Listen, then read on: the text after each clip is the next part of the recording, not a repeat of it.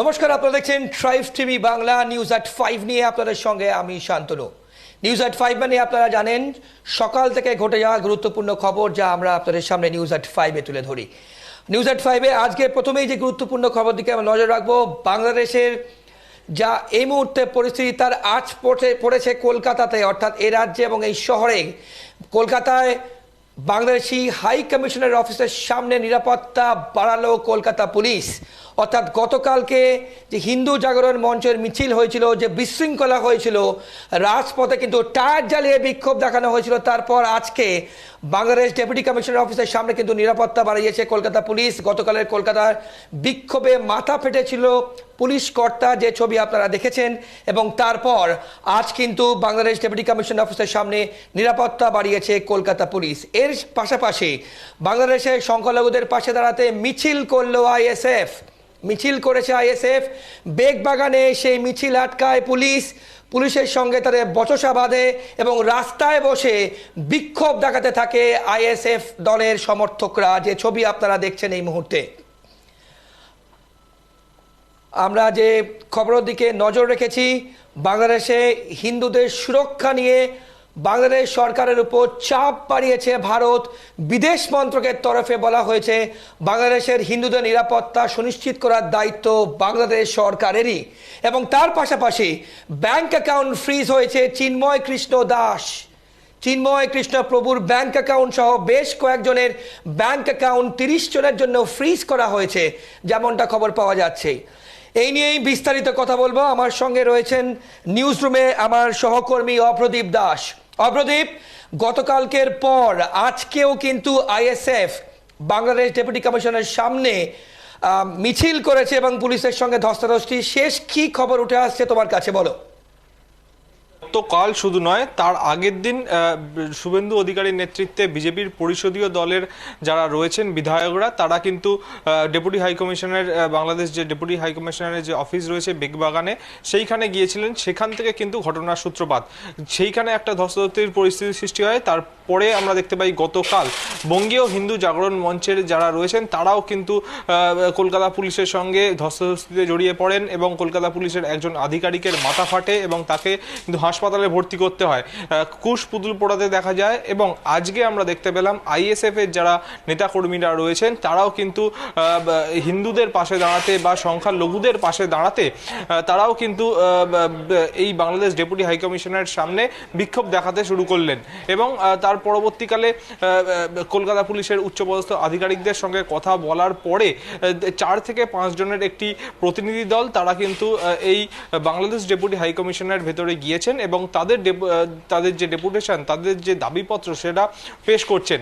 তোমাকে বলে রাখবো, আজকে সকাল থেকে গত দুদিনের যে পরিস্থিতি সৃষ্টি হয়েছে এই বেগবাগান চত্বরে, যে বাংলাদেশ ডেপুটি হাই কমিশনের যে অফিস রয়েছে সেই এলাকায় যে ঘটনা 2-3 দিন ধরে ঘটছে, তার জন্য কিন্তু কলকাতা পুলিশের তরফে আগে থেকেই নিরাপত্তা ব্যবস্থা রাখা হয়েছিল। আজকে আরও সেই নিরাপত্তা ব্যবস্থা বাড়ানো হয়েছে। বেগবাগান চত্বরের যে রাস্তাটা সোজাসুজি এই বাংলাদেশ ডেপুটি হাই কমিশনের দিকে যাচ্ছে, সেই রাস্তা কিন্তু বন্ধ করে রাখা হয়েছে। 2 থেকে 3 দিন হয়ে গিয়েছে এবং 3 থেকে 4 স্তরীয় যে ব্যারিকেড, সেই গার্ডরেল দিয়ে ব্যারিকেড করা হয়েছে। ডেপুটি কমিশনার পদমর্যাদার আধিকারিকদের নেতৃত্বে combat force, rapid action force এবং অ্যাসিস্ট্যান্ট কমিশনার পদমর্যাদার অফিসাররা প্রায় 24 ঘন্টায় মোতায়েন থাকছেন, তেমনটাই কিন্তু ছবি উঠে আসছে। তার পাশাপাশি বাংলাদেশের যে ঘটনা ঘটছে, আমরা দেখতে পাচ্ছি যে প্রতিনিয়ত বাংলাদেশের যে সংখ্যালঘু হিন্দুরা রয়েছে তাদের যে ঘরবাড়ি ধ্বংস করা হচ্ছে, তাদের ওপর অত্যাচার করা হচ্ছে, সেই ঘটনা নিয়েও কিন্তু আজকে ভারত সরকারের বিদেশ মন্ত্রক থেকে জানানো হয়েছে বিজ্ঞপ্তি দিয়ে যে বাংলাদেশের যারা সংখ্যালঘুরা রয়েছেন, যারা হিন্দুরা রয়েছেন, তাদের দায়িত্ব কিন্তু বাংলাদেশকেই নিতে হবে। তার পাশাপাশি আরও একটা গুরুত্বপূর্ণ তথ্য উঠে আসছে, তুমি যেমনটা একটু আগে বললে, চিন্ময় কৃষ্ণ দাস, বাংলাদেশের ইস্কনের মহাপ্রভু, তার কিন্তু ব্যাংক অ্যাকাউন্ট ফ্রিজ করা হয়েছে। আগামী 30 দিনের জন্য এই ব্যাংক অ্যাকাউন্ট ফ্রিজ করা হয়েছে। শুধু চিন্ময় কৃষ্ণ দাস নয়, তাছাড়াও আরও বেশ কয়েকজনের ব্যাংক অ্যাকাউন্ট কিন্তু ফ্রিজ করা হয়েছে। যেমনটা আমরা সূত্র মারফত খবর পাচ্ছিলাম বাংলাদেশ থেকে, যে চিন্ময় কৃষ্ণ দাস তিনি তাকে যে গ্রেপ্তার করা হয়েছে এবং তার পরবর্তীকালে তার সঙ্গে যে ব্যবহার করা হচ্ছে জেলের মধ্যে, তাকে আইনজীবীর সঙ্গে দেখা করতে দেওয়া হচ্ছে না, তার পাশাপাশি তার যে অনুগামীরা রয়েছেন তারা বাইরে থেকে খাবার পাঠাতে চাইছেন জেলের ভেতরে, সেরকম একটি নিয়ম রয়েছে, সেই খাবারও প্রভুর কাছে পৌঁছাতে দেওয়া হচ্ছে না বলেও, সেই খাবার পৌঁছানোর যে অনুমতি সেটাও দেওয়া হচ্ছে না বলে জানা যাচ্ছে। আমরা জানি গতকাল শেখ হাসিনা বিবৃতি জারি করেছিলেন, যে তিনি জানিয়েছিলেন সরাসরি যে ঘটনা বাংলাদেশে ঘটছে ইউনিস সরকারকে এর দায় নিতে হবে, এবং আরও যদি এই ঘটনা বাড়তে থাকে তার দায় কিন্তু ইউনিস সরকার, তার শাস্তিও কিন্তু ইউনিস সরকারকে ভোগ করতে হবে, তেমনটাও কিন্তু শেখ হাসিনার থেকে আমরা বিবৃতি পেয়েছিলাম। বেশ, অপরদীপ তুমি আমাদের সঙ্গে থাকো। আরও একবার আপনাদের জানিয়ে রাখবো, এই মুহূর্তে বাংলাদেশের উত্তাল পরিস্থিতি কিন্তু এই রাজ্যেও কিন্তু প্রভাব পড়তে শুরু করেছে। গতকালকের পর আজকেও কিন্তু আইএসএফ বাংলাদেশ ডেপুটি কমিশন অফিসের সামনে, বেগবাগানের সামনে কিন্তু মিছিল করেছেন। আপনাদের সামনে রাখবো তৃণমূল মুখপাত্র কুণাল ঘোষ বাংলাদেশের এই পরিস্থিতি এবং এই রাজ্যে এই প্রভাব নিয়ে ঠিক কি বলেছেন, শুনুন। एकदम क्लियर है। हमारा ऑल इंडिया जनरल सेक्रेटरी अभिषेक बैनर्जी आज दिल्ली में वो पत्रकारों को खुलकर बता दिया, ये इंटरनेशनल इशू है, ये तो बांग्लादेश अलग कंट्री है, देश है, हम लोग स्टेट है यहाँ पे, तो हमारा कोई इख्तियार नहीं है उसका अंदर क्या चल रहा है उसके ऊपर कोई टिप्पणी। আপনারা শুনলেন কুণাল ঘোষের বক্তব্য। প্রদীপ, তোমার কাছে আবার যাব নিউজ রুমে। তুমি শুনলে কুণাল ঘোষ বলছেন এটি ইন্টারন্যাশনাল ইস্যু, এবং এখানে দাঁড়িয়ে কিন্তু এই রাজ্যে, অর্থাৎ যেহেতু পশ্চিমবঙ্গ ভারতবর্ষের মধ্যে একটি রাজ্য, বাট ইন্টারন্যাশনাল ইস্যু বলে কিন্তু কুণাল ঘোষ ব্যাখ্যা করছেন, কি বলবে? একদমই, দেখো তৃণমূল মুখপাত্র হিসেবে কুণাল ঘোষ যেটা বলছেন সেটা একদমই সঠিক বলে মনে করছেন রাজনৈতিক বিশ্লেষকরা।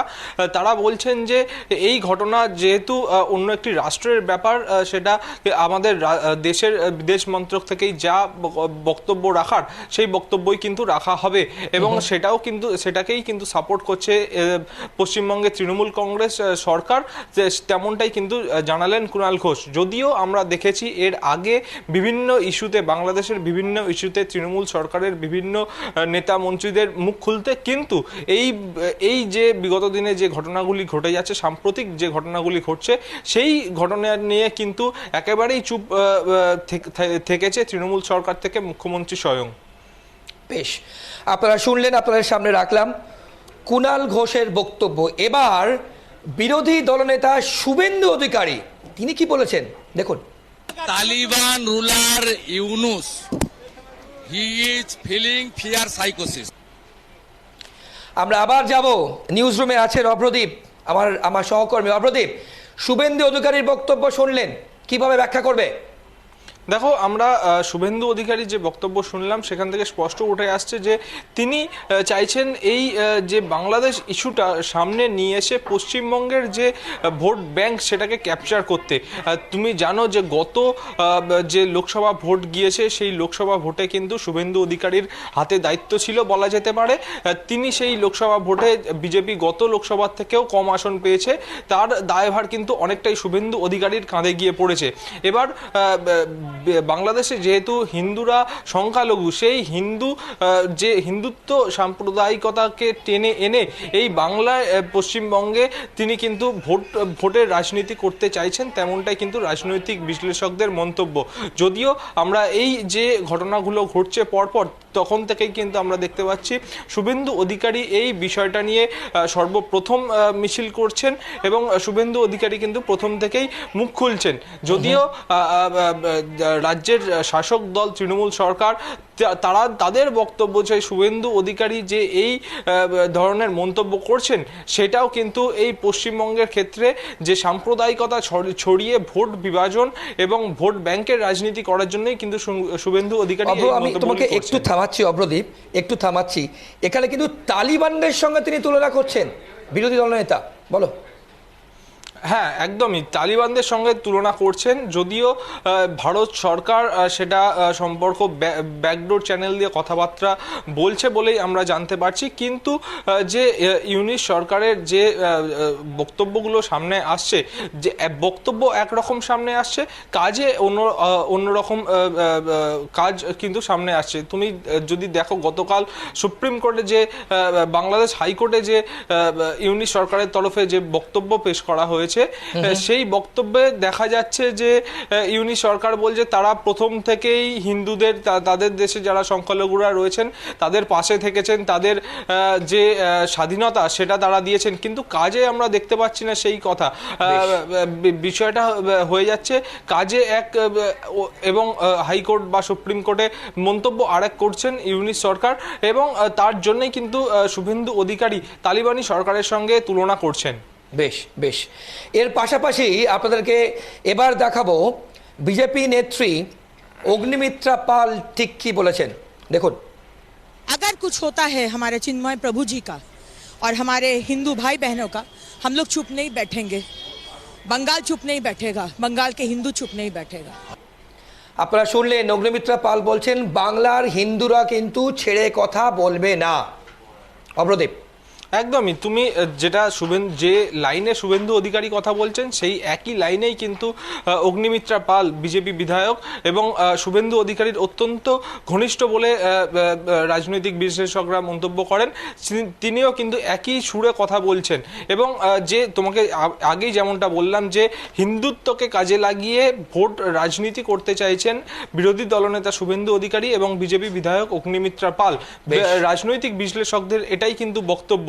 তুমি দেখো যে পশ্চিমবঙ্গে যে হিন্দু রয়েছে প্রায় 60% হিন্দু ভোট রয়েছে, সেই 60% ভোট কিন্তু টানতে যদি পারা যায় কোনোভাবে, যদি এই বাংলাদেশের ঘটনাটাকে যদি সামনে নিয়ে এসে তাদের ভাবাবেগে কাজে লাগিয়ে হিন্দু ভোটটাকে যদি টানা যায়, সেই চেষ্টাই কিন্তু করছেন অগ্নিমিত্রা পাল এবং শুভেন্দু অধিকারী।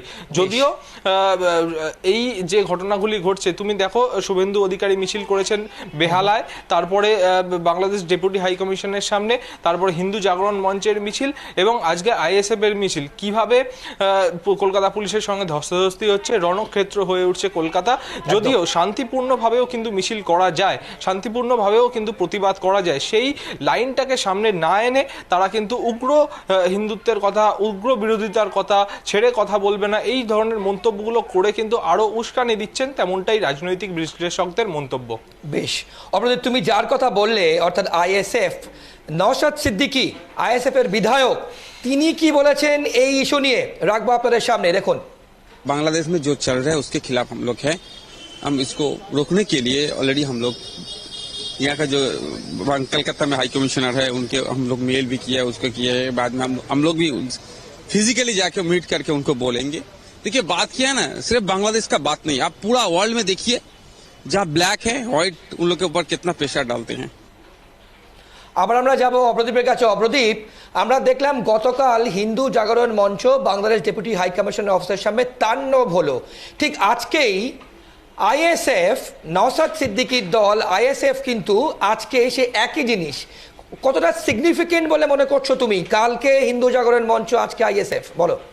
একদমই, গতকাল হিন্দু জাগরণ মঞ্চ এবং তুমি তোমার যদি মনে থাকে তারও আগের দিন শুভেন্দু অধিকারীর নেতৃত্বে বিজেপির পরিষদীয় দলের নেতারা বিধায়করা, তারা পরপর 3 দিন কিন্তু একই ঘটনা দেখতে পেলাম আমরা, মিছিল যাচ্ছে এবং কলকাতা পুলিশের সঙ্গে ধস্তাধস্তি বাঁধছে।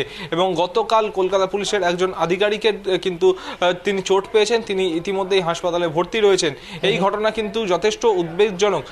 আন্দোলন কিন্তু শান্তিপূর্ণ ভাবেও করা যায়, এই ঘটনাটা, এই জিনিস যেভাবে উগ্র জায়গায় যাচ্ছে সেখানে কিন্তু অত্যন্ত সতর্কভাবে কলকাতা পুলিশের আধিকারিকরা সেই জিনিসটাকে মেনটেন করছেন বলা যেতে পারে। কলকাতা পুলিশ সূত্র মারফত আমরা যেটা জানতে পারছি যে এই ধরনের যে মিছিলগুলি আসছে, যে ধর্মীয় মিছিলগুলি আসছে, সেখানে কোনোভাবেই বলপ্রয়োগ করা হবে না, লাঠিচার্জ করা হবে না বা কোনো রকম তাদের ডিটেন করা হবে না।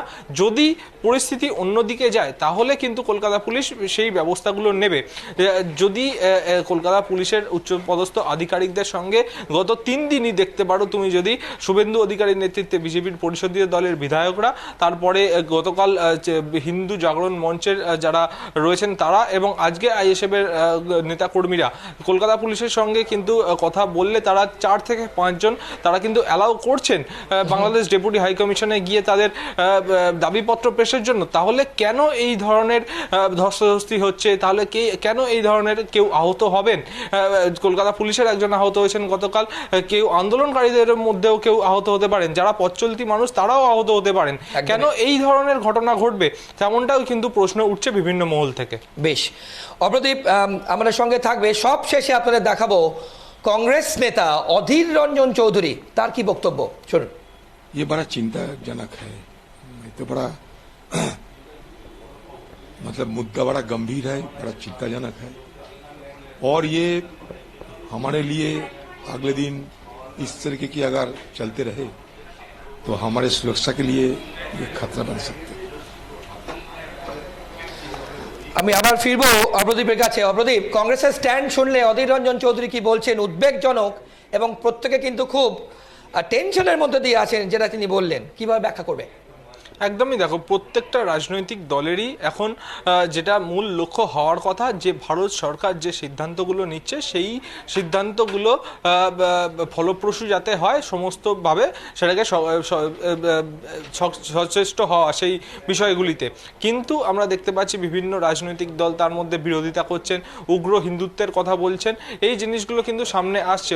যথেষ্ট উদ্বেগজনক ঘটনা। অধীর রঞ্জন চৌধুরী যেটা বললেন সেটা বিভিন্ন মহল থেকে সেটাই বলা হচ্ছে। যথেষ্ট উদ্বেগজনক বিষয়ে বাংলাদেশের পরিস্থিতি দিনের পর দিন এগিয়ে যাচ্ছে। যেরকম মন্দির ধ্বংস করা হচ্ছে, যেরকম বিভিন্ন বাংলাদেশের সংখ্যালঘু হিন্দুদের জিনিসপত্র আগুন লাগিয়ে দেওয়া হচ্ছে, তাদের ওপর অত্যাচার করা হচ্ছে, যথেষ্ট উদ্বেগজনক ঘটনা। সেই দিকে নজর রেখেও আমাদের পশ্চিমবঙ্গে তার আজ যেন না পড়ে সেই দিকেও কিন্তু নজর রাখতে হবে, তেমনটাই বিভিন্ন মহল থেকে উঠে আসছে। অনেক ধন্যবাদ অপ্রদীপ। আমাদের সঙ্গে নিউজ রুম থেকে ছিলেন আমার সহকর্মী অপ্রদীপ দাস। এবং যে খবরের দিকে যে ছবি আপনারা দেখলেন, যে এই মুহূর্তে কিন্তু বাংলাদেশ ইস্যু নিয়ে উত্তাল হতে শুরু করেছে রাজ্য, বিশেষ করে কলকাতায় কিন্তু আজ আইএসএফ এর সঙ্গে আবারও ধস্তাধস্তি হয়েছে পুলিশের। গতকাল হিন্দু জাগরণ মঞ্চের পর আজকে কিন্তু আইএসএফ আবার মিছিল করে, এবং তারপর আবার বাংলাদেশ ডেপুটি কমিশন অফিস বেগবাগানে পুলিশের সঙ্গে কিন্তু তাদের ধস্তাধস্তি হয়। আমরা অন্যান্য খবর নিয়ে ফিরে আসছি ছোট একটা বিরতির পর, সঙ্গে থাকুন। আপনারা দেখছেন ড্রাইভ টিভি বাংলা, বাংলার আপন। বিরতির পর ফিরে এলাম, আপনারা দেখছেন নিউজ এট 5। এবার আমরা চোখ রাখবো একটু পুরুলিয়ার দিকে। বাংলাদেশে হিন্দুদের উপর অত্যাচার ও চিন্ময় প্রভুকে বিনা শর্তে মুক্তির দাবিতে এবং ভারত সরকারের দৃষ্টি আকর্ষণ করতে এক প্রতিবাদ মিছিল সংগঠিত হলো পুরুলিয়ায়। এদিন হিন্দু সচেতনতা মঞ্চের পক্ষ থেকে প্রতিবাদ মিছিলটি বের করা হয়। জানা গেছে মিছিলটি পুরুলিয়া শহরের রেল স্টেশন থেকে শুরু হয়ে শেষ হয় ট্যাক্সি স্ট্যান্ডে গিয়ে।